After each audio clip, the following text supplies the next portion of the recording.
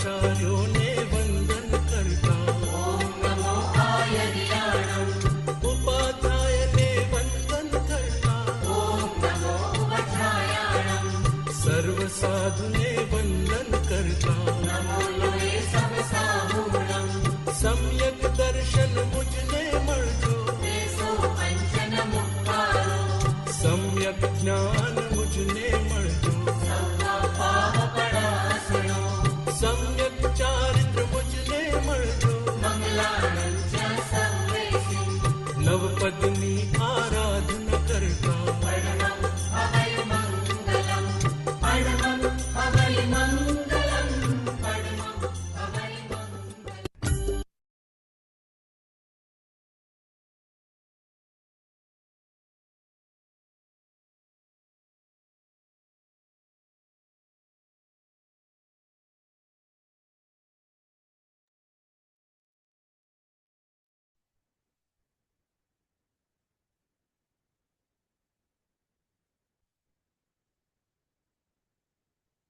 પ્રણામ. જય જિનેન્દ્ર. આજનું ઉત્તરાધ્યાયન સૂત્રના વર્ગમાં આપણે 20મું અધ્યયન કરવાના છીએ. મારી સાથે બીજલબેન છે જે અંગ્રેજીમાં અનુવાદ કરશે. આપણે પ્રાર્થનાથી શરૂઆત કરીએ અને પછી આપણે આગળ વધીએ. આપ સૌ બધા સાતામાં હશો.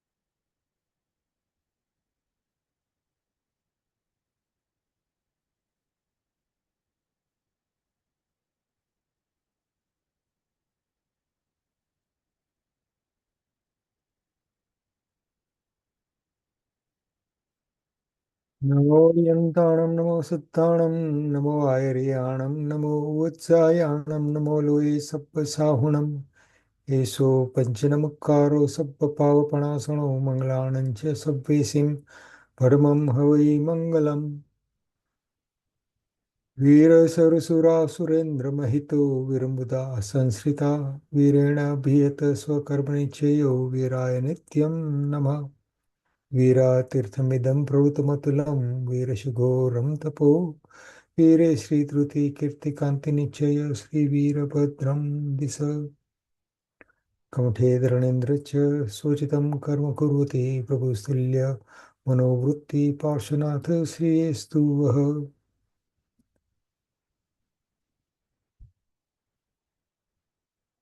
जिन जो जन्मभूमि वाणीनो विस्तार प्रभु अर्थ प्रकाशे रचना गणधर सार.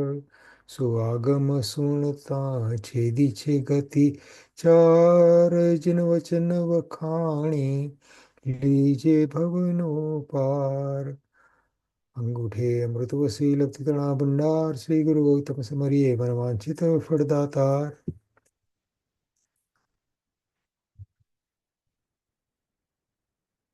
આજના વિષયમાં પણ ખૂબ જ સરસ એક કથા છે જે ઘણા બધાએ પહેલા પણ સાંભળી હશે. છેલ્લા 2 અઠવાડિયા જયેશભાઈએ મહાનિર્ગ્રંથીય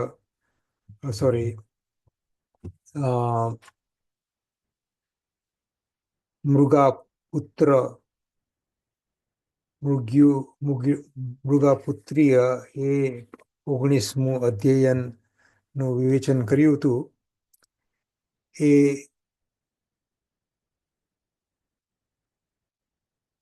અધ્યયનના રેકોર્ડિંગમાં જરાક પ્રોબ્લેમ થયો છે અને સંદીપભાઈનો મેસેજ હતો કે યુટ્યુબની અવેલેબિલિટી નથી, એટલે આજે આપણે એ મૃગાપુત્રીય અધ્યયનનું થોડું ટૂંકમાં ફરી પાછું રિવિઝન કરી જશું અને પછી આપણે આજનો વિષય જે 20મું અધ્યયન મહાનિર્ગ્રંથિય એની શરૂઆત કરશું. આમ જોઈએ તો જે મૃગાપુત્રી એટલે મૃગાપુત્રનું જે દ્રષ્ટાંત છે એ બહુ જાણીતું નથી, પણ આજનું જે વિષય છે અનાથી મુનિનો, એની જે કથા છે એ ખૂબ જ જાણીતી છે અને એના વિશે આપણે જરાક વધારે સમજશું.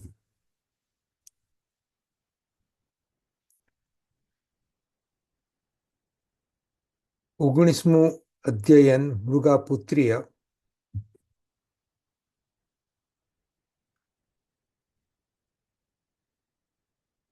મૃગાપુત્ર એ બલભદ્ર રાજા અને મૃગાવતી રાણી, જે સુગ્રીવ નામના એક નગરના રાજા અને રાણી હતા, એમના પુત્ર હતા. એકવાર એમણે એક સાધુ મહાત્માને એટલે કે નિર્ગ્રંથ મુનિ એટલે જૈન સાધુ, એમને પોતાના મહેલના ઝરૂખામાંથી એમની પત્નીઓ સાથે બેસી અને નગરમાં શું થઈ રહ્યું છે જોતા હતા, તો ત્યાં એક સાધુ નિર્ગ્રંથ મુનિ મહાત્મા એમને દેખાણા અને એમને જોતા એમને થયું કે આવું ક્યાંક મેં જોયું છે કે અનુભવ્યું છે. અને એ વિચાર કરતા કરતા એમને એમના પૂર્વ ભવનું સ્મરણ થઈ આવ્યું, એટલે કે જાતિ સ્મરણ જ્ઞાન થયું. અને એ જ્ઞાનમાં એમણે જોયું કે પૂર્વ ભવમાં એ પણ એક મુનિ હતા, એ પણ એક જૈન સાધુ હતા. અને એ પૂર્વ ભવમાં એ મુનિ જીવનમાં એની શું સાધના કરતા હતા, એના શું નિયમો હતા, એના માટે શું કરવું જોઈએ, એ બધું એમને યાદ આવે છે. અને એ યાદ આવતા એમને તરત જ એમ થાય છે કે અત્યારે હું જે આ સંસારના સુખોનો અનુભવ કરું છું એનો કોઈ મતલબ નથી. એટલે કે પૂર્વ ભવમાં જે જ્ઞાન મેળવ્યું હતું, જે ત્યાગ અને વૈરાગ્ય કેળવ્યો હતો, એ બધું એમને યાદ આવી જાય છે અને તરત જ એવી ઈચ્છા થાય છે કે હવે મારા પૂર્વ ભવમાં જે મેં સરસ સાધના કરી હતી એ અને શા કારણથી એમણે દીક્ષા લીધી હતી, એ બધું યાદ આવતા એમને થાય છે કે હવે મારે અહીંયા એક પળ પણ રહેવું ન જોઈએ અને ફરી પાછું મારે સાધુપણું સ્વીકારી લેવું જોઈએ. એ વિચાર કરતા એ રાજકુમાર મૃગાપુત્ર એમના માતા અને પિતાની અનુજ્ઞા એટલે કે એમનો પરમિશન માંગવા માટે એ જાય છે અને કહે છે કે મારે હવે દીક્ષા લેવી છે. હવે જે આખું આ અધ્યયન છે એ આ મૃગાપુત્ર રાજકુમાર અને એમના માતા પિતા વચ્ચે એક ચર્ચા છે, ડિબેટ છે. મૃગાપુત્ર સમજાવે છે કે શા માટે મારે દીક્ષા લેવી છે અને એનો પૂર્વ અનુભવને એ બધું સમજાવે છે. એના મા બાપ ચિંતા કરે છે કે દીક્ષા જીવન સહેલું નથી, કઠિન છે, હજી તો તારી ઉંમર નાની છે, તું સંસારમાં થોડા વર્ષ હજી રહી જા અને પછી તું દીક્ષા લેજે. અને એ જે આખો વાર્તાલાપ છે તમને યાદ હશે, જયેશભાઈએ ખૂબ વિગતવાર સમજાવ્યું હશે. પણ ટૂંકમાં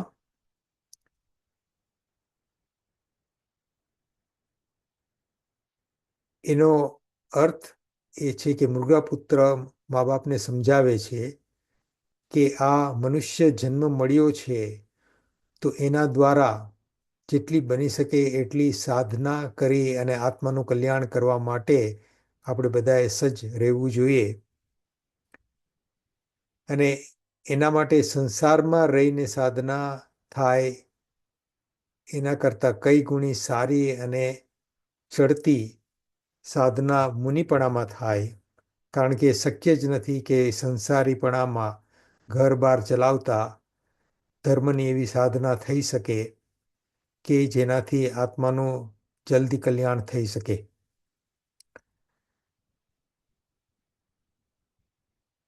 એના મા બાપ એને આ બધું સમજાવતા એમ કહે છે કે ભાઈ તું અહીં મહેલમાં છો અને તારી કાંઈ તકલીફ હોય અને તને કોઈની જરૂર હોય તો અમે બધા અહીંયા છીએ. આ રાજમહેલ છે, બધા માણસો છે, બધી સગવડ છે. તો તું જંગલમાં તું એકલો હો તો તારી ત્યાં ધ્યાન કોણ રાખશે? અને તું ત્યાં બીમાર પડે કે કાંઈ તને તકલીફ હોય તો એ તારા માટે કોણ સંભાળ લેશે?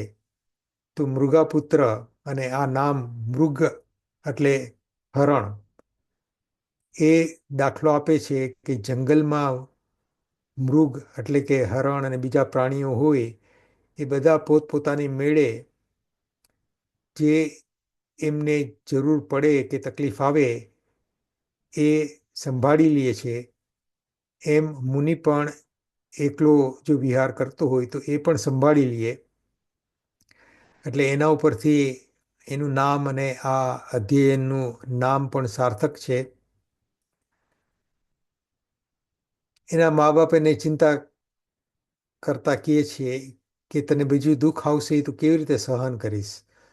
તો એ સમજાવતા મૃગાપુત્ર કહે છે કે પૂર્વમાં એટલે કે પેલાના કોઈ પણ ભવની અંદર કે મેં નરકની વેદના, નરકના દુઃખો મેં જે વેઠ્યા છે, અને આપણે બધાની જે હાલત છે, આપણે અનેક વાર અનંતી વાર નરકમાં પણ જઈ આવ્યા હશું એ ચોક્કસ છે.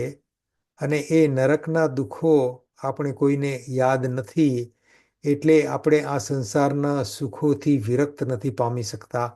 એટલે આપણે નારકી ચિત્રાવલી જોઈ અને આપણે જોઈએ કે આવું નરકમાં આવા બધા દુઃખો હશે, પણ આપણે યાદ નથી. એટલે આપણે શું કરીએ છીએ જેના કારણે નરકનું આયુષ્ય બંધાય એ સમજવાની પણ આપણે ચિંતા નથી કરતા.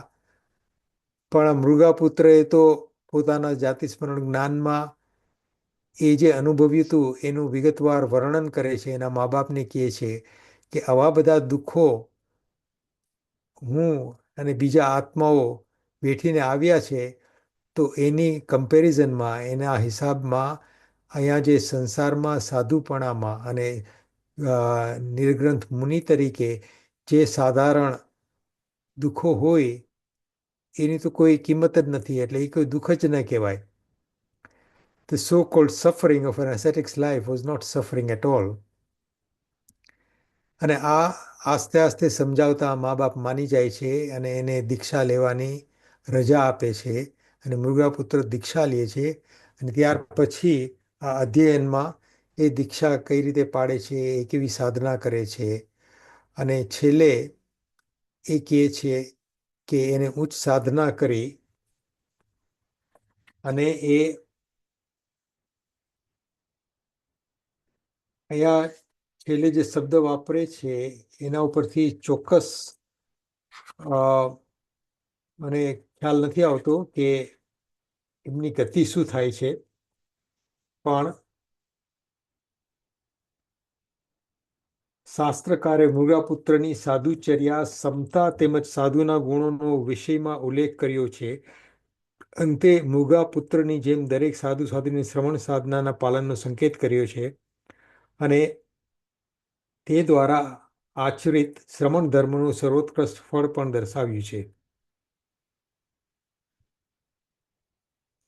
મૃગાપુત્ર સંસારને ત્યાગી તપશ્ચર્યા માર્ગને સ્વીકારી આ જ જન્મમાં પરમ પુરુષાર્થ દ્વારા મૃગચારિકાની પરમ સાધના કરી. મૃગચારિકા એટલે કે હરણની જેમ ફરવું, એની ઉત્તમ સાધના. એટલે બીજી કોઈ ચિંતા ન કરવી. શ્રમણ ધર્મમાં જાગૃત રહી કર્મ કંચુકને ભેદી અંતિમ ધ્યેયને પ્રાપ્ત કરી સિદ્ધ બુદ્ધ અને મુક્ત થયા. એ વાત આવે છે, પણ વિગતમાં એ વાત પણ છે છેલ્લે કે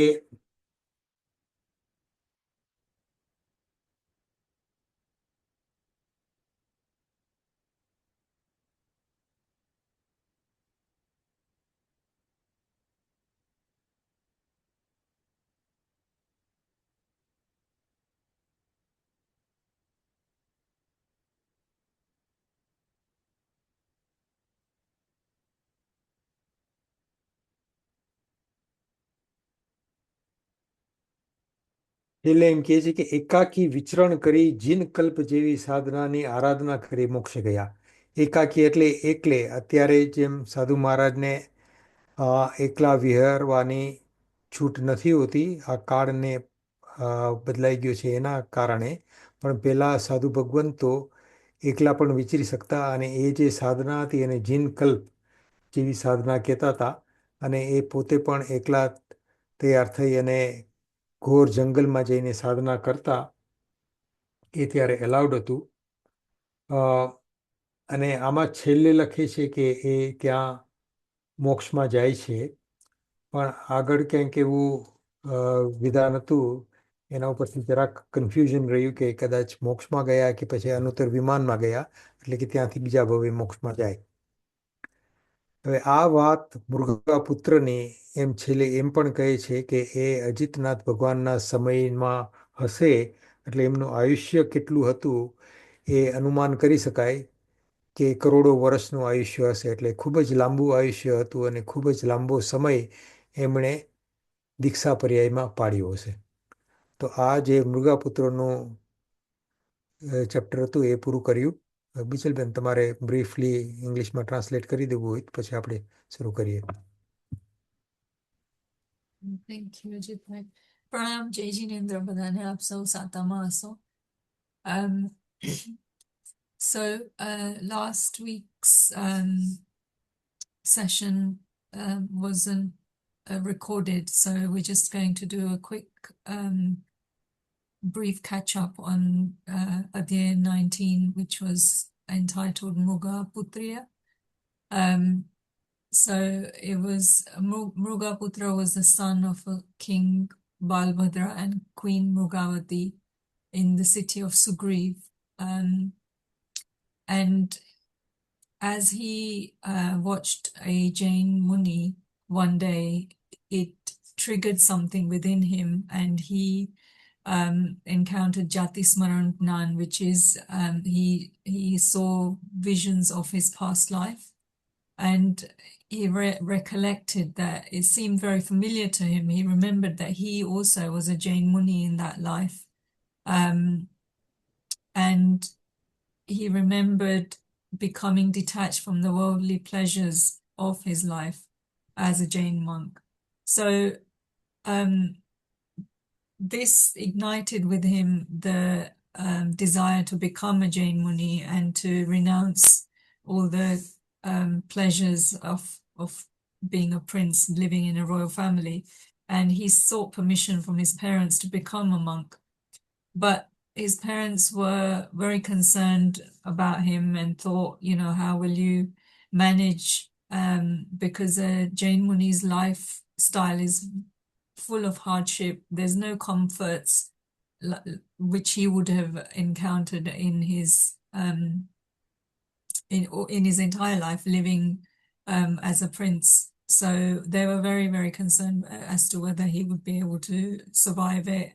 And if he fell ill, what would he do? How would he manage? Who would look after him? Who would care for him? So he argued, and he said that he needed to make the best of this human life to be able to do, meditation, to do sadhana, to kriya, to do fasting and so on, and to attain salvation. And becoming a monk as being the best path for this. He wouldn't be able to do this living the life that he was currently living. His parents still tried to dissuade him, by reminding him about the hardships. Mrug means a deer, and he said to his parents that just like in the jungle, the deer manages on his own to look after himself, as do the other animals, so would he. And eventually, he also explained to them about his recollection of his life in Nuruk, in hell, and he does not want to go through that suffering again. And so he manages to convince them to provide permission for him to take Diksha and become a Muni.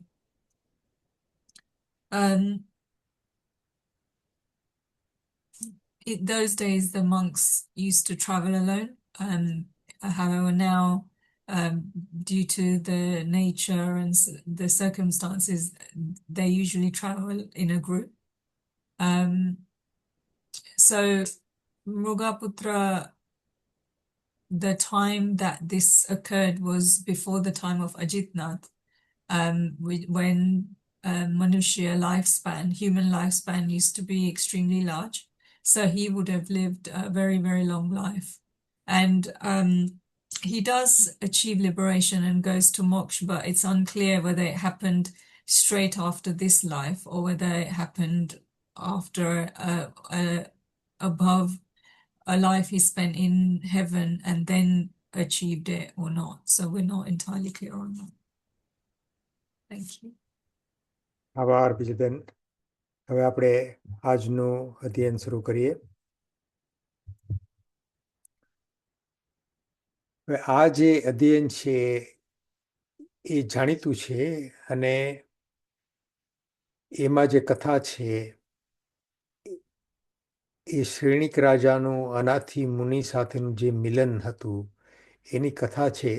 પણ શ્રેણિક રાજાના જીવનમાં, શ્રેણિક રાજા એટલે ભગવાન મહાવીરના વખતમાં મગધ દેશના જે રાજા હતા, અને એમની ઘણી બધી વાતો આવે છે. આપણે એ પણ યાદ કરી લઈએ કે શ્રેણિક રાજા આવતી ચોવીસીમાં આ ભરત ક્ષેત્રમાં, એટલે અત્યારે આપણે જ્યાં છીએ ત્યાં આવતી ચોવીસીમાંના પહેલા તીર્થંકર એ શ્રેણિક રાજાનું જીવ થવાનું છે. અત્યારે શ્રેણિક રાજાનું જીવ નરકમાં છે, પણ એ શ્રેણિક રાજાનો સમ્યક્ત્વની પ્રાપ્તિ, એટલે કે એમનું જે સ્પિરિચ્યુઅલ અવેકનિંગનું જે નિમિત્ત હતું, એટલે કે જે કેટલિસ્ટ હતા, એ આ અનાથી મુનિની કથા છે. એટલે એમના જીવન માટે, શ્રેણિક રાજાના જીવન માટે આ અનાથી મુનિ ખૂબ મહત્વનો ભાગ ભજવ્યો હતો. અને આપણે આ ચિત્રમાં જોઈએ છીએ કે શ્રેણિક રાજા એક જંગલમાં, વાતાવરણ ખૂબ જ સરસ છે, દૂર આપણે મેલ દેખાય છે, મેલનો બગીચો છે, અને આ જંગલની અંદર શ્રેણિક રાજા ડાબા ખભા ઉપર એક ધનુષ એટલે બો, અને આપણે એના બાણ પણ દેખાય છે, એરોઝ પણ દેખાય છે. અને એટલે જંગલમાં એ નીકળ્યા હશે ધનુષને બાણ લઈને, એટલે કદાચ શિકાર પણ શ્રેણિક રાજા પહેલા કરતા હતા, એ પણ બધાને યાદ હશે એ વાર્તા પણ. અને એવા શ્રેણિક રાજા જંગલમાં જતા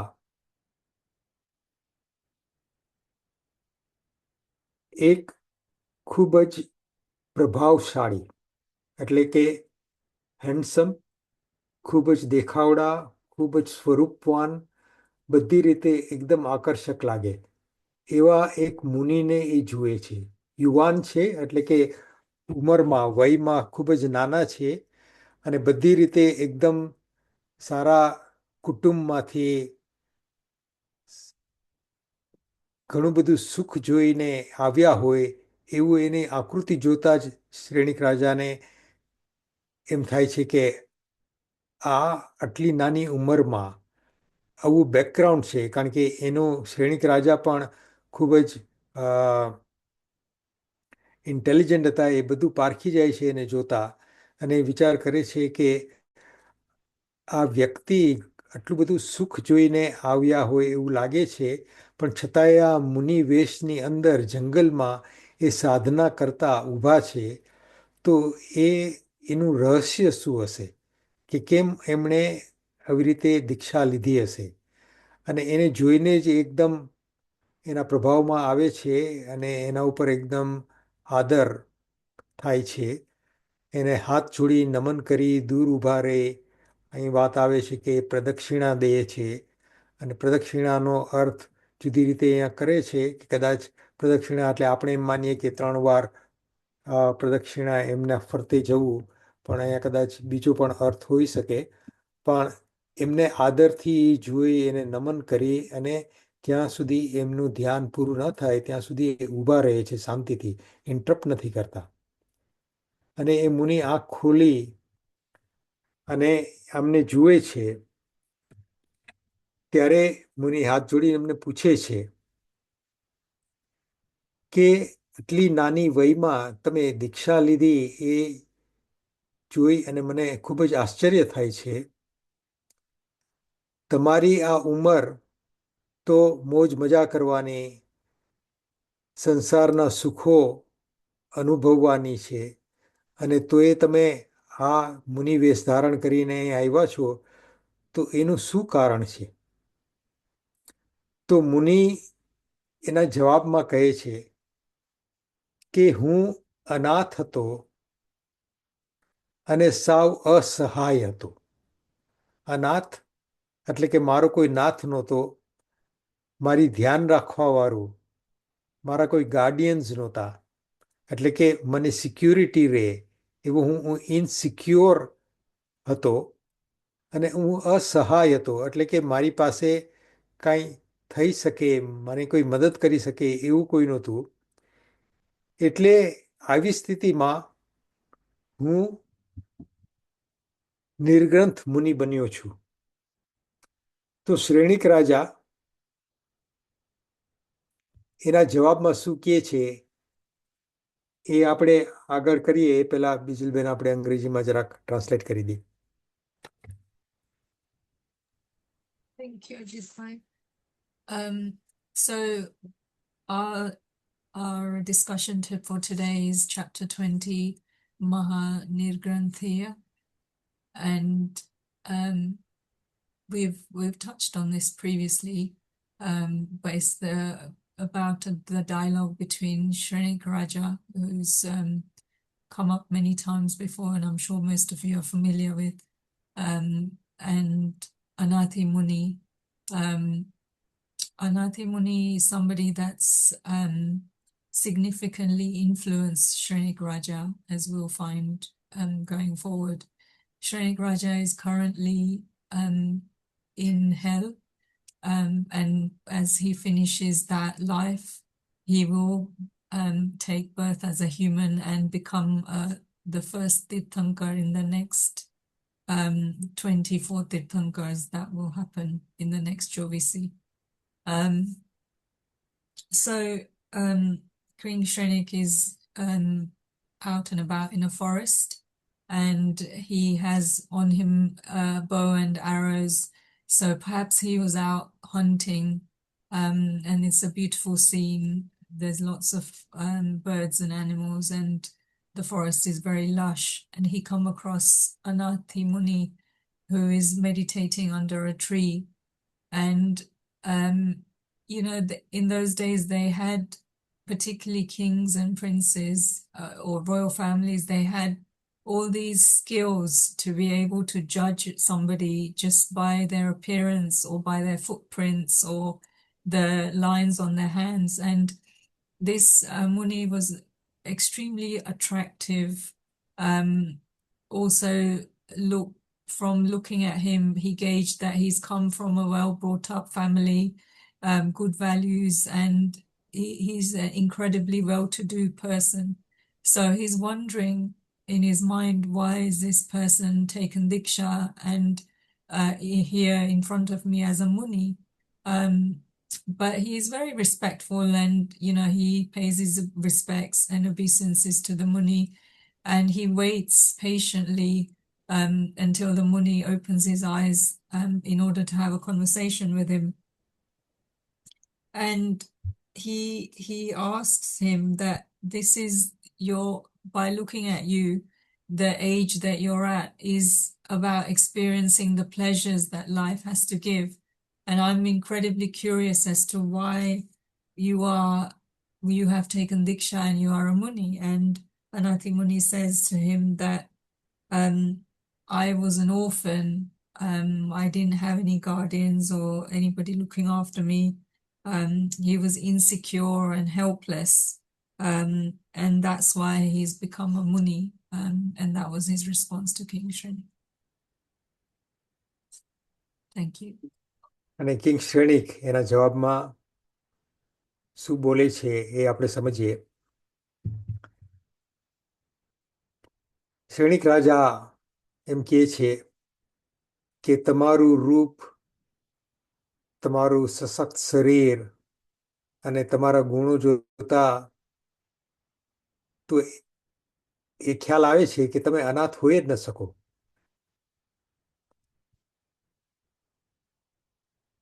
અને કદાચ કોઈ પણ કારણસર જે મને સમજાતું નથી, તમે અનાથ હો તો પણ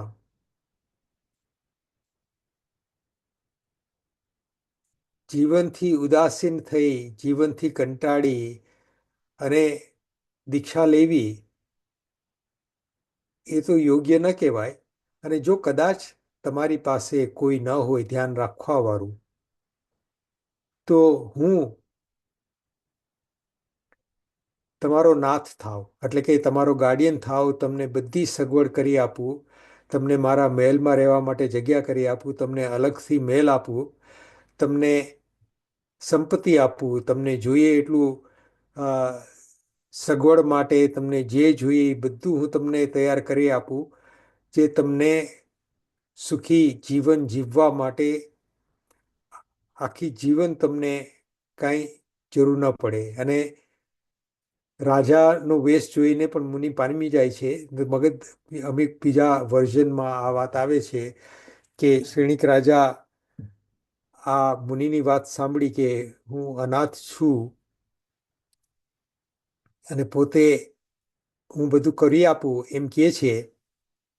અને મુનિ જવાબ આપે છે, એના ઉપરથી શ્રેણિક રાજાને એમ લાગે છે કે તમે મને હજી ઓળખતા નથી, હું કોણ છું, કે હું આ મગધ દેશનો રાજા શ્રેણિક છું. તો મુનિ કહે છે કે હું ઓળખી ગયો, પણ તો પણ તમે.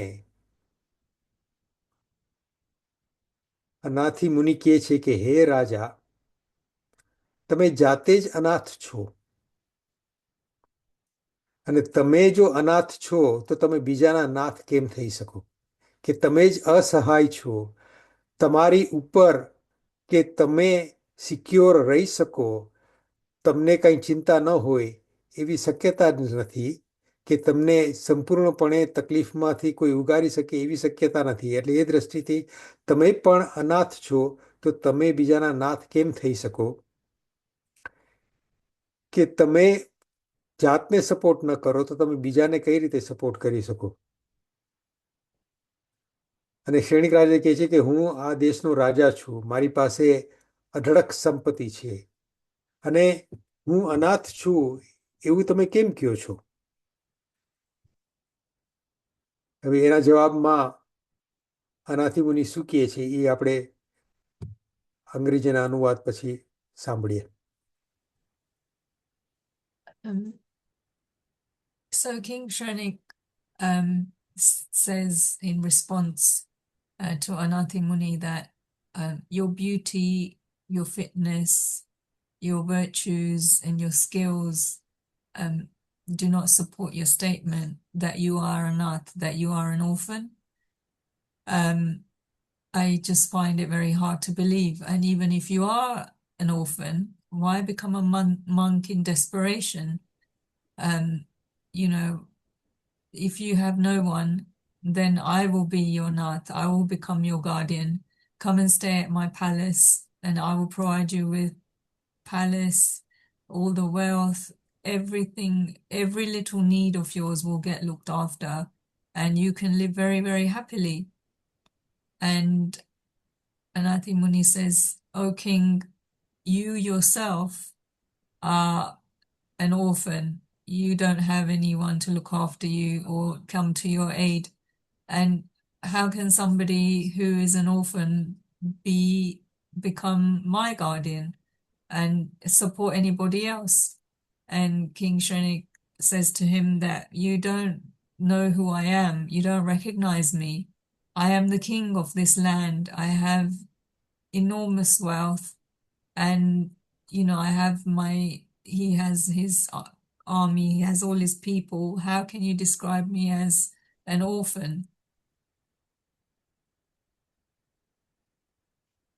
એન્ડ અનાથી મુનિ શ્રેણિક રાજાને કહે છે, હે રાજા, તમે ખરેખર અનાથ અને સનાથનો અર્થ નથી સમજતા.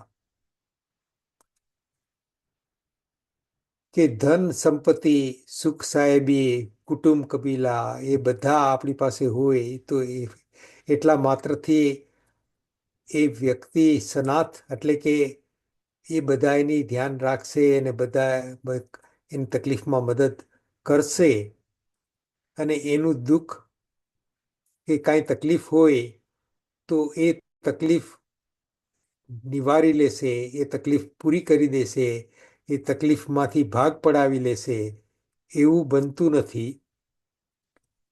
અને ગમે તેટલું સુખ સંપત્તિ હોય તો પણ આપણે બધા અનાથ છીએ. હવે એ મારા જીવનમાં કયા અનુભવ ઉપરથી હું સમજ્યો એની હું તમને હવે વાત કરું. અને અનાથી મુનિ એ એમના જીવનનો જે આ ખૂબ જ મહત્વનો પ્રસંગ હતો, જેના કારણે એમણે દીક્ષા લેવાનો સંકલ્પ કર્યો અને દીક્ષિત થયા, સાધુપણું સ્વીકાર્યું, એની વાત કરે છે કે હું એક કૌશાંબી નગરીમાં ખૂબ જ જાણીતા અને ખૂબ જ ધનાઢ્ય એટલે કે સંપત્તિવાળા પિતાનો પુત્ર છું. મારા પિતા, માતા, ભાઈઓ, બહેનો બધા હતા, અને મારા લગ્ન પણ એક સુખી અને સંસ્કારી કુટુંબની કન્યા સાથે થયા હતા, અને મારી બધી રીતે મારું જીવન એકદમ સુખ અને શાંતિમાં પસાર થતું, અને બધા સંબંધીઓ, બધા ઘરના માણસો સાથે એકદમ સરસ મીઠા સંબંધો હતા બધાના, અને ખૂબ જ સરસ સારા વાતાવરણમાં હું મોટો થયો. એકવાર હવે આ એમની યુવાવસ્થા હશે એટલે કે યુથ હશે, કે એટલે લગ્ન પણ થયા હતા, એટલે પત્ની પણ હતી, એટલે આપણે અનુમાન કરીએ કે કદાચ 16, 17, 18 હશે એમની. એક્ઝેક્ટલી કેટલી એજ એમણે દીક્ષા લીધી હોય એ વાત નથી આવતી, પણ આપણે અનુમાન કરી કે એ વખતમાં 16, 17 વર્ષે કે એનાથી વહેલા પણ લોકો લગ્ન કરી લેતા. એટલે ઉંમર નાની જ હશે, પણ છતાંય જે વાત આવે છે કે સશક્ત, સ્વરૂપવાન, આકર્ષક હતા, એટલે હું અનુમાન કરું છું કે કદાચ 20s હોઈ શકે એવી શક્યતા છે. કે એક દિવસ મને ઓચિંતાનું આંખમાં સખત દુખાવો થયો.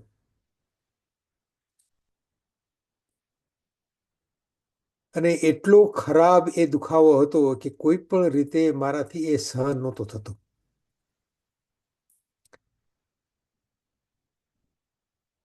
અને એ દુખાવો ઓછો કરવા માટે ઘરે જે થાય એ બધું કરી લીધું. બહારથી જે કંઈ પણ વૈદો, ડૉક્ટરો જેટલા મળે બધાને કન્સલ્ટ કરી, બધા આવી જોઈ ગયા, અને બધાએ પોતપોતાની રીતે જે દવા કરવાની હોય એ બધી કરતા રહ્યા. પણ આ આંખનો દુખાવો ઘણા દિવસો સુધી ચાલ્યો હશે, અને મટતો જ નહોતો, મટતો જ નહોતો. અને એટલું બધું એને કે આંખમાં દુખતું હતું કે બીજું કાંઈ કરી શકે એમ નહોતા, અને કોઈ પણ વસ્તુમાં ચેન નહોતું પડી શકતું.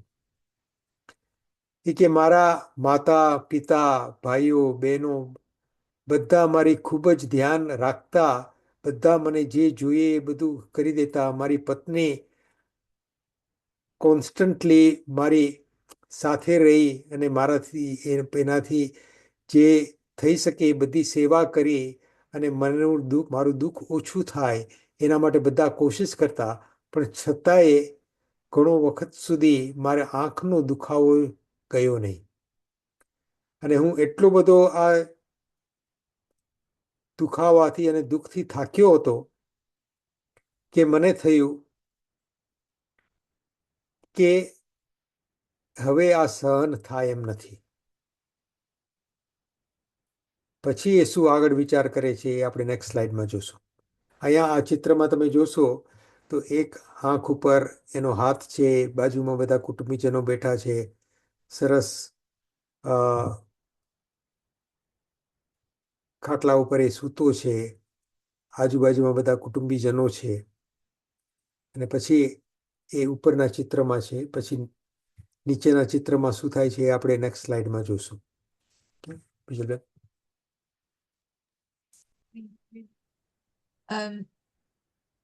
So this Muni, the monk, replies to Shrenik Maharaj and he says, "O king, you do not understand the true meaning of being Sanath and Anath." So Sanath is somebody who's obviously got parents or guardians or somebody, people that look after him, and Anath is an orphan. Nobody becomes a Sanath just by being wealthy or having prestige or power or servants or family or any of the things that you can think of. Let me tell you the details about my life before I became a monk. My father was a very wealthy and well-known person in the city of Kosambi, and he had a loving family. His wife was also from a wealthy and cultured family. He had blissful relationships with his friends and family. He was looked after. They lived in an amazing place. He had nothing that he wanted for. He was looked after in every possible way you can think of. But one day he developed a severe pain in his eye, and so many people tried to help. They called doctors and healers, and everybody tried to help him to get better. But the pain in his eye just remained. It did not get better. It was not healing. And he got to a stage where the pain was just so immense that he could no longer bear it. He wasn't able to focus on anything else other than his illness. His parents, his siblings, his wife, everybody tried to help, but it just remained. Nothing was, they weren't able to do anything. And so he said he had enough. And at this point, there's a change that happens. And you can see in the illustration at the top that everybody is around him. So despite having all these people around him, he realizes that he's an orphan. He feels like an orphan. And we shall see shortly what happens next.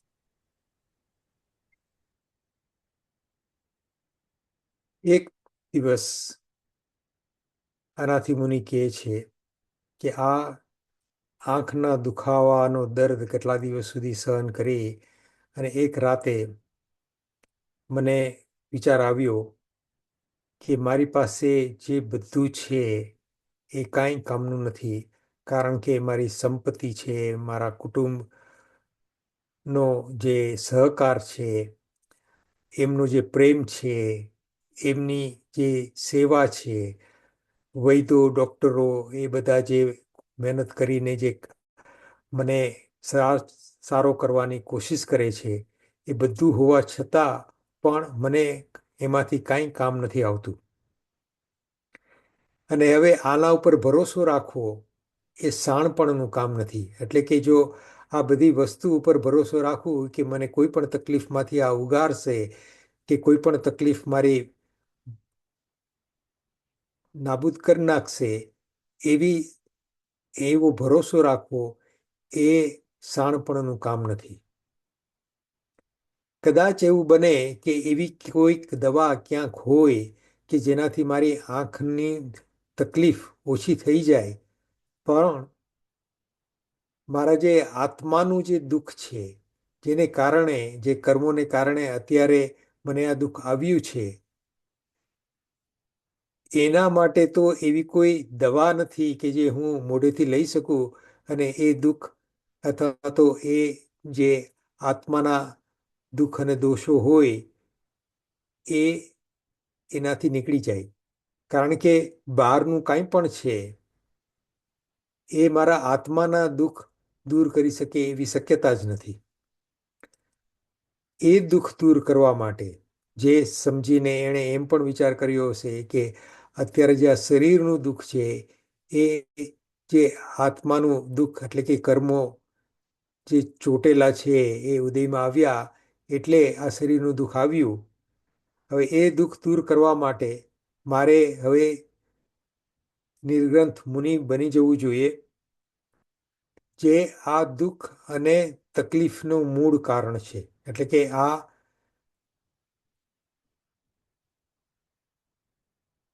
તકલીફનું મૂળ કારણ દુઃખ એ જે આત્મા પર લાગેલું મેલ છે એ જ છે, અને એને દૂર કરવા માટે મારે હવે મુનિ બની જવું જોઈએ એમ વિચાર કરી, એવો સંકલ્પ કરી એ વિચારે છે કે જો કાલે સવારે મારી આંખનો દુખાવો જતો રહે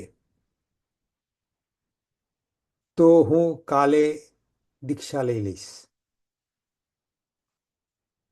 અને કે મેં એ સંકલ્પ કરી, મનમાં એણે ધારણા કરી લીધી કે હવે હું આ પ્રમાણે કરીશ, અને કે એ ધારણા કરી અને હું આંખ મીચી અને સુવા ગયો તો આસ્તે આસ્તે દુખાવો ઓછો થઈ ગયો અને સવાર પડતા તો એ આંખનો દુખાવો સંપૂર્ણપણે વયો ગયો હતો અને મને કોઈ પણ તકલીફ હવે રહી નહોતી.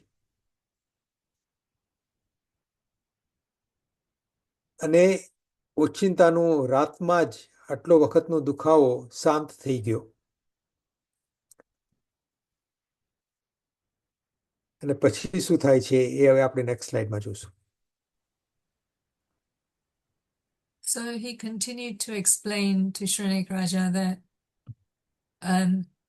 continued to suffer from this eye pain for many, many days. And one night I decided that relying on all the things that I've been relying on until now, my wealth, my material accumulations, the support of family and friends, parents, is not really wise. I can't rely on this and continue. He didn't want to have faith in that he's going to become better and rely on that. So he decided to take matters in his own hands. He said there may be some medicine somewhere to relieve my physical pain, but I can't find any medicine to relieve the pain of my soul outside of me. It's basically, this pain has arisen because of the pain that my soul has experienced due to my past karma, my past behavior. And in order to cure that, it's not something that's outside of me that will help, it's inside of me. So therefore, I should become a muni, an ascetic, to remove the root cause of the pain and suffering. And then he makes a promise that should his pain get better and subside, then in the morning he will take Diksha and become a monk. And he made this resolve and he went to sleep, and his eye pain slowly diminished and it settled. And by the morning he was perfectly fine with no eye pain at all. હવે આનાથી મુનિ આગળ વાત કરે છે કે મેં જે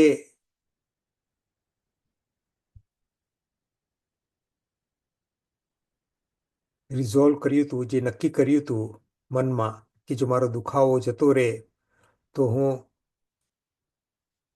મુનિપણું સ્વીકારી લઈશ, એ સવારે ઉઠી અને હું સાવ સ્વસ્થ થઈ ગયો હતો.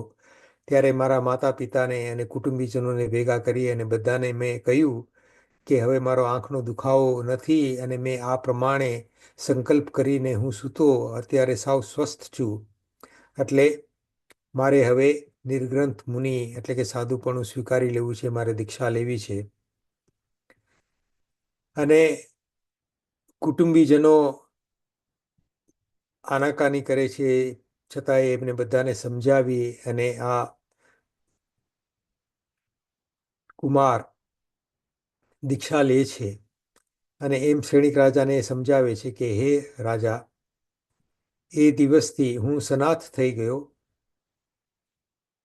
અત્યાર સુધી હું અનાથ હતો, ત્યારથી હું સનાથ થઈ ગયો, કારણ કે હવે હું મારી જાતનો ધણી છું, મારી જાતનો સ્વામી છું. કારણ કે મારી ઇન્દ્રિયો પર મારો કાબુ છે.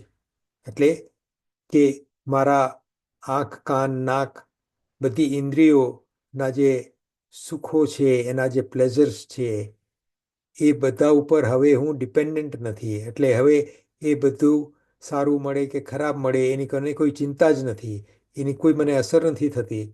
મારા મન ઉપર મારે પૂરું સંયમ છે. એટલે કે મારા મનના વિચારો જેમ તેમ દોડતા નથી, એના ઉપર પણ હું નાથ છું. એટલે કે એ મારા કંટ્રોલમાં છે. અને હું મારી જાતને આ શ્રમણ ધર્મના પાલનમાં એટલું ચુસ્ત અને સરખી રીતે હું રહું છું કે બધી રીતે મારા આત્માના કલ્યાણ માટે જે કાંઈ પણ જરૂર છે એ બધું કરવા માટે હવે મારી પાસે પૂરો કંટ્રોલ છે. એટલે કે હું બધું મારી મેળે કરી શકું છું, કોઈના ઉપર હું નિર્ભર નથી. એટલે મારા પોતાના આત્માનો કલ્યાણ માટે જે કંઈ પણ કરવા માટે મારે જરૂર છે એ બધું હું કરી શકું છું. એમાં મને કોઈ વિક્ષેપ નથી. એટલું જ નહીં, હું બીજા જીવોનો પણ નાથ છું. એટલે કે હું એ બધાની રક્ષા કરું છું. સાધુ હોય, નિર્ગ્રંથ મુનિ, જૈન મુનિ હોય, એ 6 કાય જીવોની રક્ષા કરે. એકેન્દ્રિયથી કરી અને ત્રસ્ત જીવો સુધી બધા જીવોની રક્ષા કરનાર એ જૈન મુનિ કે જે ત્રસ અને સ્થાવર જીવો છે, સ્થાવર એટલે કે જે હલચલ પોતાની મેળે ન કરી શકે એ, અને ત્રસ એટલે કે જે પોતાની મેળે ધારીને એ એક જગ્યાએથી બીજી જગ્યાએ ચાલી શકે કે જઈ શકે, એ બધાની રક્ષા કરનાર હું છું. એટલે એ દ્રષ્ટિથી પણ હું બધાનો નાથ છું. મારા આત્માનું રક્ષણ કરનાર હું છું.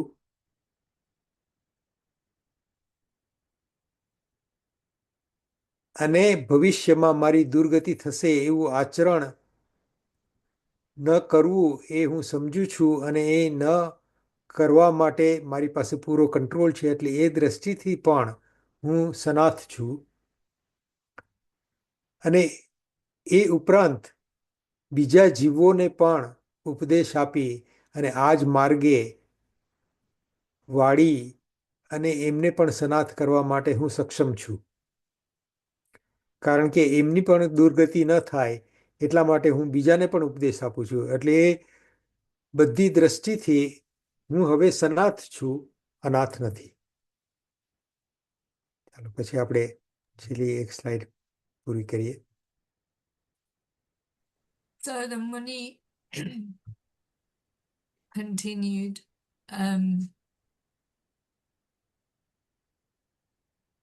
that he told his family members in the morning that the promise that he'd made, that if he became well and the pain left, then he would become a Muni.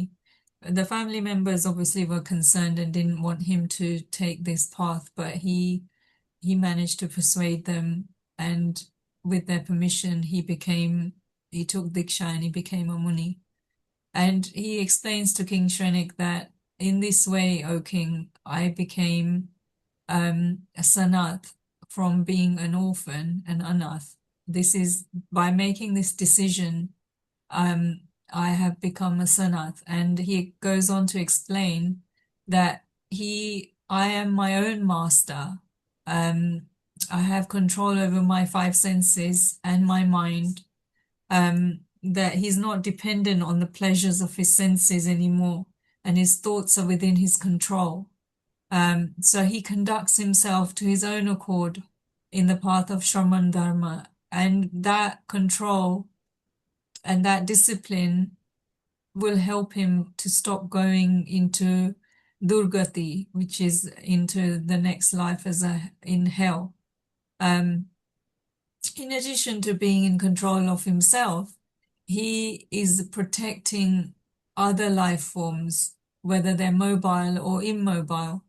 So, for example, trees are immobile, and then you've got the other sense beings that are mobile.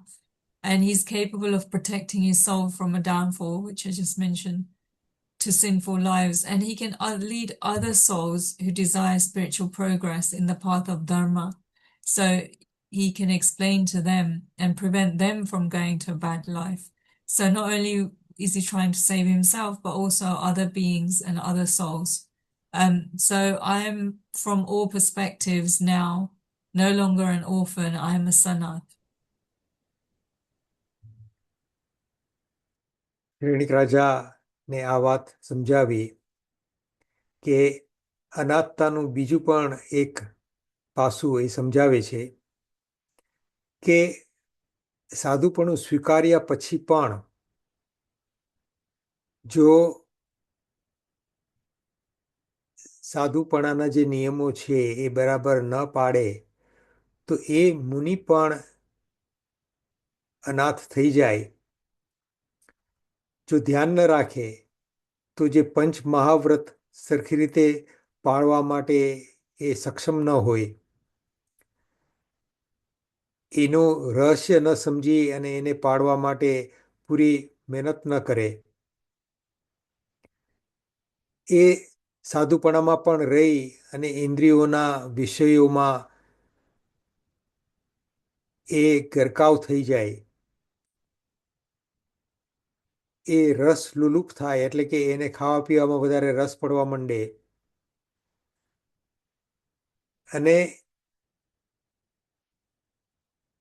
બીજા પ્રત્યે જે આકર્ષણ અને બીજા સાથે bond રાખવાનું જે સંસારી જીવોનું કાયમનું જે ઈચ્છાઓ હોય એ બધીને એ કાબૂમાં ન રાખે,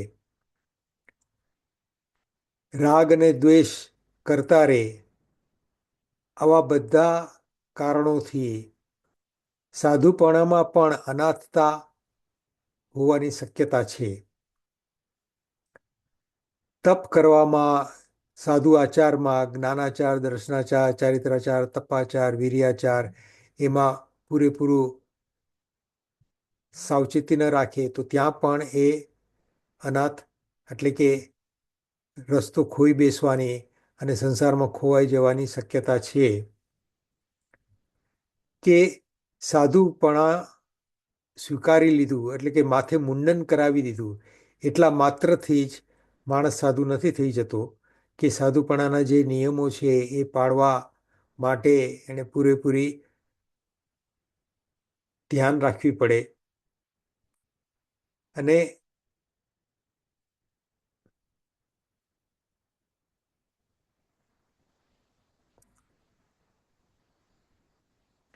જો એ ન કરે તો પણ એવા સાધુ પણ અનાથ થઈ જાય છે. ચાલો, you want to finish that? So Ananti Muni goes on to explain that there's another aspect to being anath or being orphan, and just by appearing as a Muni, by wearing these clothes or shaving your head, doesn't just make you a Muni, but you have to walk the walk and talk the talk. So if you don't follow the path diligently and with care, you take the 5 great vows but don't follow them diligently, you fail to control the 5 senses. If you have a desire, and the taste is one of the toughest, I think, to overcome, as I'm sure everybody's read about it and experienced it as well, that if they maintain a desire for tasty food or not fight the bonds of attachment to friends and family, or hatred and love for things, not follow the 5 samitis and the 3 guptis known as the Prajanmata, and not conduct oneself in austerities or tap properly, these all have to be followed in a very diligent manner, then you are still an orphan. You're not somebody who's overcome that and become a sanat. So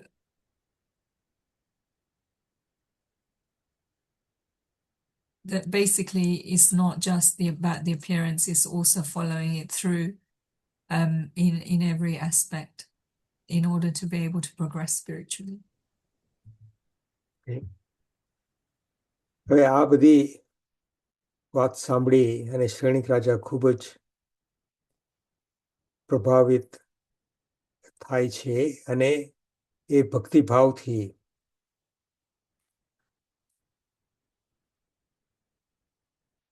મુનિ ભગવંતને કહે છે કે ખરેખર તમે વાત કરી એના ઉપરથી હવે મને સમજાય છે કે હું તો અનાથ જ છું અને તમે જ સનાથ છો, અને આ સત્ય તમારી પાસેથી સાંભળી અને હું ખૂબ જ આનંદિત થયો છું. હે સંયત, આપ બધા અનાથ જીવોના નાથ છો. હે મહાભાગ, હું આપની ક્ષમા માંગુ છું. અને એ શું કહે છે કે તમારી પાસેથી હું ક્ષમા માંગુ છું કે તમને મેં અનાથ માની અને આવી જે વાત કરી, અને હવે તમારી પાસેથી હું ઉપદેશ સાંભળવા ઈચ્છું છું. અને એમ પણ કહે છે કે મેં તમારી પ્રવજ્યા એટલે કે તમે દીક્ષા લીધી એનું કારણ પૂછી. તમે ધ્યાનમાં મગ્ન હતા તો એ ધ્યાનમાં તમને મેં વિક્ષેપ કર્યો એટલે કે મેં ઇન્ટરપ્ટ કર્યા, અને એ બધા અપરાધો એમાં જે મારા જે અપરાધ એટલે કે ફોલ્ટ્સ હતા એ બધા માફ કરી દેજો. અને કિંગ શ્રેણિક, befitting the greatness of his own soul, he in very humble manner asked for forgiveness. મને બધા અપરાધોને માટે મને ક્ષમા પ્રદાન કરો. મેં આપને પ્રશ્નો પૂછી આપના ધ્યાનમાં વિઘ્ન કર્યું કે વાઇલ તમે ધ્યાનમાં લીન હતા ત્યારે તમે પ્રશ્નો કરી અને મેં તમને ડિસ્ટર્બ કર્યા. અને બીજી એ વાત કરે છે, રાજાઓમાં સિંહ સમાન પરાક્રમી શ્રેણિક મહારાજાએ પરમ ભક્તિથી તે સિંહ સમાન અનાથી મુનિની સ્તુતિ કરી. He praises him. પોતાના અંતપુર સ્વજન અને સકલ કુટુંબ સહિત મિથ્યાત્વ રહિત નિર્મળ ચિત્તે ધર્મમાં અનુરક્ત બન્યા. એટલે એ એમના કુટુંબીજનો બધાને લાવી અને એમનું જે સકલ કુટુંબ હતું એમની ત્યાં લાવી અને મિથ્યાત્વ રહિત એટલે મિથ્યાત્વનો ત્યાગ કર્યો, ખોટી માન્યતાનો ત્યાગ કરી અને નિર્મળ ચિત્તે ધર્મમાં અનુરક્ત બન્યા એટલે કે ધર્મ સ્વીકાર્યો અને સમ્યક્ત્વની પ્રાપ્તિ કરી, સમ્યક્ત્વ પ્રાપ્ત કરી લીધું. મુનિરાજના અમૃત સમાગમથી રાજા રોમ રોમમાં હર્ષ અનુભવી રહ્યો હતો. તે મુનિની પ્રદક્ષિણા કરી મસ્તક નમાવીને વંદન કરી પોતાને સ્થાને પાછા ફર્યા. અને આ પ્રસંગથી શ્રેણિક રાજાનું જીવન ત્યારથી આખું પલટાઈ ગયું અને એકદમ સુંદર રીતે એ જીવન જીવતા રહ્યા. એની ઘણી બધી વાતો આપણે બીજા ક્લાસીસમાં પણ સાંભળી છે. હવે એ વાત પૂરી કરી અને આપણે હમણાં જ છેલ્લું હવે 1-2 સ્લાઇડ્સ છે. ચાલો બીજું. So King Shrenik, having heard what the monk had to say about his view that he was an orphan, he's very impressed and satisfied with what Muni has explained to him, and understands the difference between Sanat and Anath. He says to the monk that, thank you very much, I understand now. And in reality, I myself now am finding that I am actually an orphan, and you, in fact, are not. You are Sanat. So he is very pleased to have learned this great truth from the Muni. He bows down to the Muni with great devotion and respect. And this has been a turning point in King Shrenik's life. He apologizes to the Muni for considering him to be an orphan and offering him a place in his palace where he would be given everything, all the pleasures, and being looked after and so on. And he apologizes for disturbing the Muni while he was meditating, and he performs pradakshina. And with his heart full and with great devotion and bhakti, he departs, having had a great transformation. Him and his family have the transformation.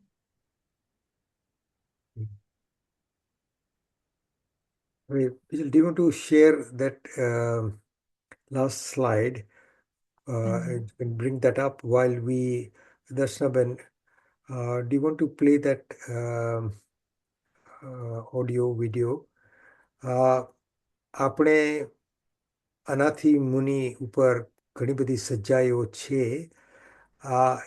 હિન્દીમાં એક version છે, એ જરાક આપણે યુટ્યુબમાં છે, સરસ રીતે આપણે સાંભળીએ, કારણ કે એમાં 5-6 મિનિટની અંદર આ જે અનાથી મુનિની જે કથા છે એ બહુ જ સરસ રીતે સમજાવી દીધી છે. તો બધાને આનંદ આવશે. એ આપણે સાંભળીએ ત્યાં સુધી બીજલ જે છેલ્લી સ્લાઇડ છે એ કાઢી રાખે છે અને એમાં આમાંથી આપણે શું શીખવું છે એનું થોડુંક વિવેચન છે. ચાલો, Darshnaben, do you want to play that video?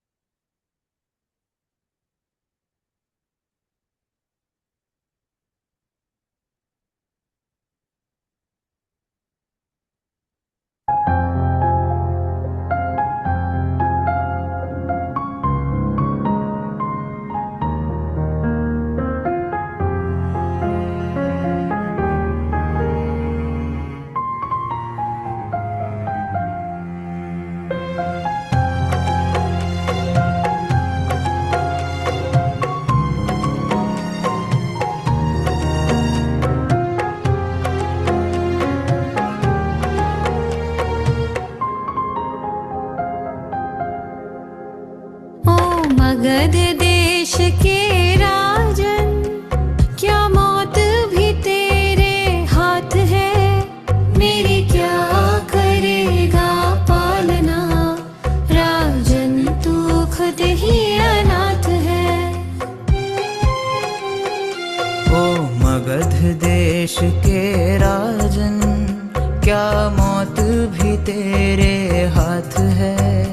मेरी क्या करेगा पालना, राजन तू खुद ही अनाथ है।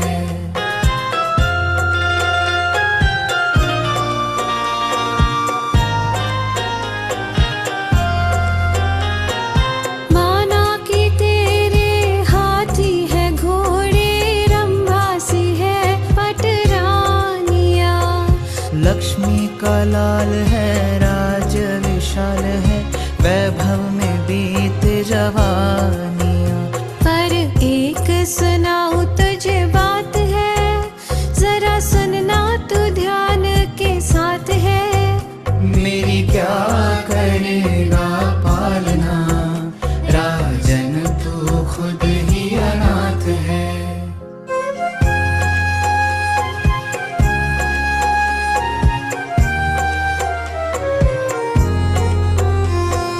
धन का भंडार था, मेरा परिवार था, सेठ का लाल कहाता था। भाई बहन थे, सब सुख चैन थे, पत्नी का प्यार भी पाता था। बीते आनंद में दिन रात है, रहते मित्र भी हरदम साथ है। मेरी क्या करेगा पालना, राजन तू खुद ही अनाथ है।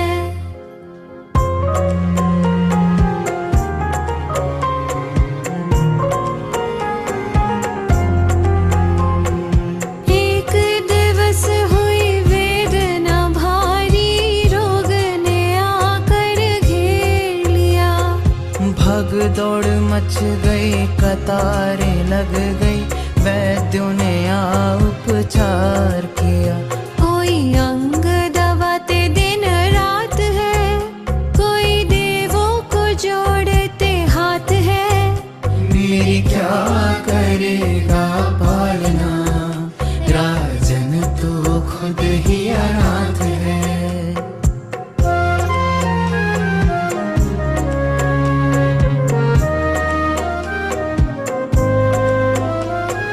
धन भी धरा रहा, घर भी भरा रहा, मिटा सका नहीं रोग कोई। हाजिर हजार थे पर सब बेकार थे, दूर खड़ा रहा या जोई। हुई चला चली की अब बात है, छोड़ी आशा सभी ने एक साथ है। मेरी क्या करेगा पालना, राजन तू खुद ही अनाथ है।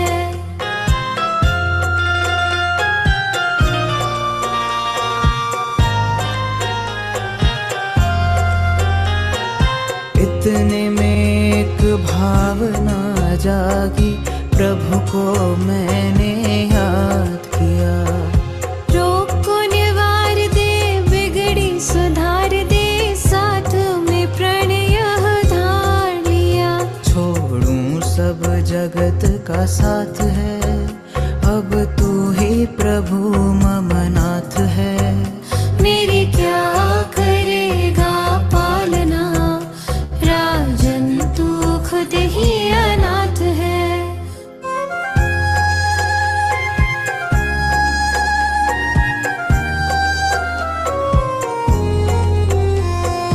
बिजली सी चमकी, रोग पे दम की, वेदना सारी भाग गई। उसी क्षण छोड़ा जग ने है तोड़ा, आत्मा मेरी जाग गई। जरा समझ भेद भरी बात है, बोल कौन अनाथ सनाथ है। मेरी क्या करेगा पालना, राजन तू खुद ही अनाथ है।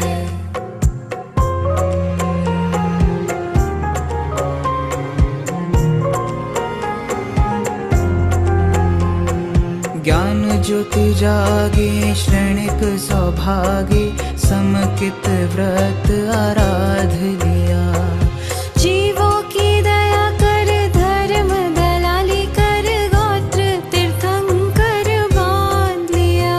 मिले अनाथ ही जैसे गुरुनाथ है, जीत जागना तेरे हाथ है।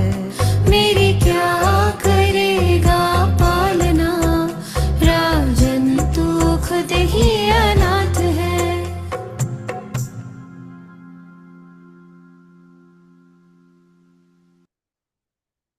Thank you. બધાને આનંદ આવ્યો હશે. વિજલબેન, આપણે છેલ્લી સ્લાઇડ જોઈ લઈશું તમારી. Yeah, just I wanted to say a couple of things before I put the slide. Yeah. So the essence, the soul binds itself and the soul frees itself is what we learn from Anathi Muni.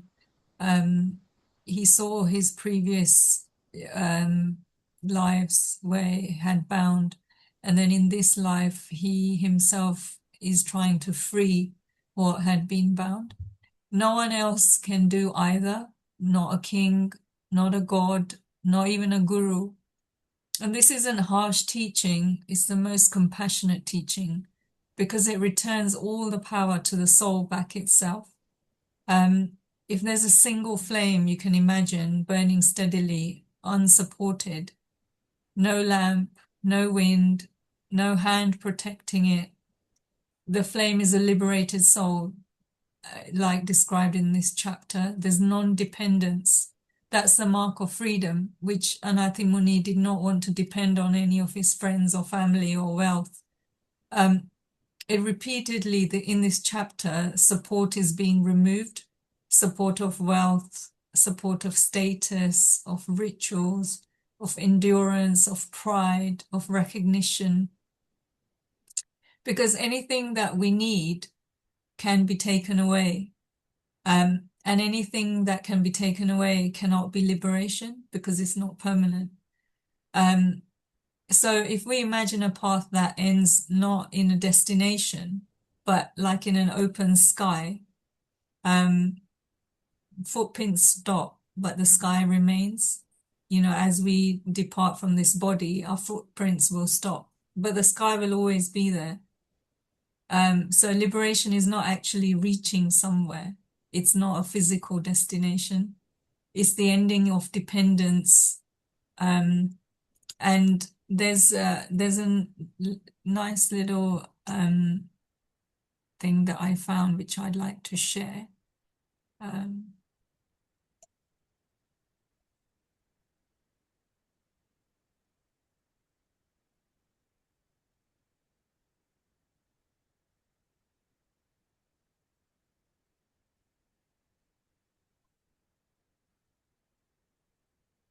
You can see this. So this just explains about different ways of getting there. And it's a comparison between Malinath Bhagwan's liberation and Bhagwan Mahavir's renunciation. So all of the renunciations don't look the same. And some renounce after suffering. So for example, Anathi Muni suffered immense pain. And at that point, he decided to renounce his, his family, his life, his wealth, and everything. Some renounce after shock. Some have a long struggle before they renounce. And Malinath, the 19th in Tirthankar, renounced differently. Nothing dramatic happened. There was no loss. There was no fear. There was no crisis. But he didn't have desire. It wasn't very strong, his desire for anything. The world appeared light, not tempting, not threatening, and he does not give up the world. The world gently loosens its hold over him when he decided to renounce. So it's like a leaf when it's ready in autumn to depart from the tree. It was a bit like that for him. It was effortless. The leaf just fell. It wasn't torn away. The tree doesn't reject it. There's no violence. It just fell because its connection was complete with the tree and there was no longer anything holding them together. So it was true renunciation. It wasn't forced. It wasn't proud. It wasn't dramatic. And this chapter 20 of Uttaradiyan is basically that point where nothing needs to be dropped because nothing is being held. Anathi Muni is saying exactly that. And this is Malinath Bhagwan's teaching, renunciation born of clarity, not of conflict. So there isn't anything harsh or anything aggressive. And if we look at Bhagwan Mahavir's, so this is the leaf basically that's falling from the tree, which is the analogy. And here, if we look at Mahavir Bhagwan's renunciation, so he was conscious, he wanted to take Diksha, but he wasn't able to initially because they wanted him to wait. And then it was conscious and deliberate. And he did severe tap over the 12 years, severe austerity. And during that austerity, he suffered a great deal because of his past karmas. You know, we've seen all the images and we've heard the stories, particularly on that one particular occasion where he, over the night, he went through so much hardship, so much upsarg. And then he is teaching through example and struggle about his inner movement. His desire was present, but he mastered it, and he burnt his karma actively through effort. Bit like gold, where you have to heat it up to an extreme temperature for it to be clarified and for it to take different shapes of whatever the intention is. And then Mahavir Bhagwan shows us how to walk the path when attachment still exists. So quite a stark contrast between Malinath Bhagwan, where it was really kind of effortless with the leaf detaching, compared to Mahavir Bhagwan, where, you know, that it was quite tough for him. And he had to go through a lot before he achieved liberation. ખૂબ જ આભાર બિજલબેન. સરસ રીતે તમે સમજાવ્યું કે બિજલબેન મલિનાથ ભગવાનના ને હી તરીકે સમજાવે છે. ત્યાં આપણે શી સમજવાનું, સ્ત્રી તીર્થંકર હતા મલિનાથ ભગવાન. બરાબર ને બિજલબેન? હા, બરાબર. પણ જે મલિનાથ ભગવાનના પૂર્વ ભવની અને એમને સાધનાનો, એટલે ઘણા બધા તીર્થંકર આપણે પહેલા વાત કરી છે કે સમ્યક્ત્વની પ્રાપ્તિ પછી લગભગ 3 ભવની અંદર મોક્ષે ગયા છે. મહાવીર ભગવાનના સૌથી વધારે 27 ભવ હતા. સમ્યક્ત્વની પ્રાપ્તિ પછી છેલ્લા 27મા ભવે એમને તીર્થંકર નામ કર્મ ઉદયમાં આવ્યું અને ત્યાંથી મોક્ષમાં ગયા. એમ શાંતિનાથ ભગવાન, પાર્શ્વનાથ ભગવાન, એ બધી આપણે વાત સાંભળી છે. પણ શાંતિનાથ ભગવાનના જીવનમાં પણ એમની પૂર્વની જે સાધના, એમના આખું એમનું જે જીવન હતું એમાં સૌથી વધારે ઓછા ઉપસર્ગ એમને સહન કરવા પડ્યા હોય એવું પણ આપણે સમજીએ છીએ. મલિનાથ ભગવાનનું તો જે દિવસે એમણે દીક્ષા લીધી છે એ જ દિવસે રાતે એમને કેવળ જ્ઞાન થયું અને તીર્થંકર નામકર્મ ઉદયમાં આવ્યું. એટલે એટલો ટૂંક સમયમાં જ એમનું સાધના ખૂબ જ ટૂંકી હતી. એટલે એ દ્રષ્ટિથી આપણે જોઈએ તો એ સાધના કાળમાં પણ ઘણો બધો ફરક હતો. ચાલો, બહુ સરસ વાત કરી. હવે આપણે કાંઈ સવાલ હોય તો જલ્દી લઈ લઈએ, નહીં તો પછી આપણે આજે પૂરું કરીએ. ને બધાને આનંદ આવ્યો હશે. આજે સમજવાનું ઘણું હતું. અને ખૂબ આભાર બિજલબેન, દર્શનાબેન. જે કોઈને કાંઈ પૂછવું છે?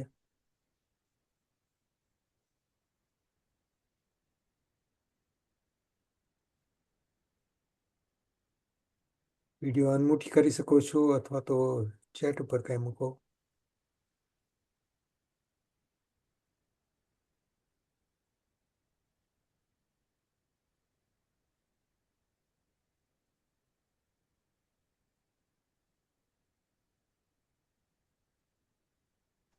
ઓકે, કોઈ સવાલ નથી તો આપણે આજે પૂરું કરીએ. જે આજ્ઞા વિરુદ્ધ કંઈ પણ અમે બોલ્યા હોય તે સभी અમે મનોવચન કાય કરે તસ્મિચ્છામિ દુક્કડમ. If we've said anything against the teachings of our Tirthankar Paramatma, our Guru Bhagwans and our Dharma, then we ask for forgiveness. Sarvamangala Mangalyam Sarvakalyanakarnam Pradhanam Sarvadharmanam Jainam Jayati Sahasranam. Thank you, Jitin. Thank you.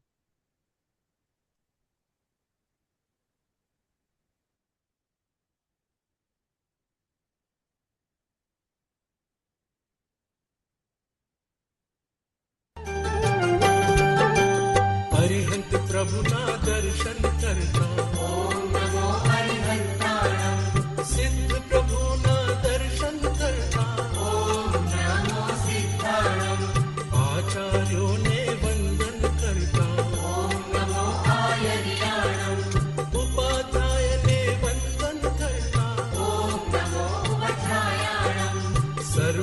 સાધુને વંદન કરતા સમ્યક દર્શન મુજને મળજો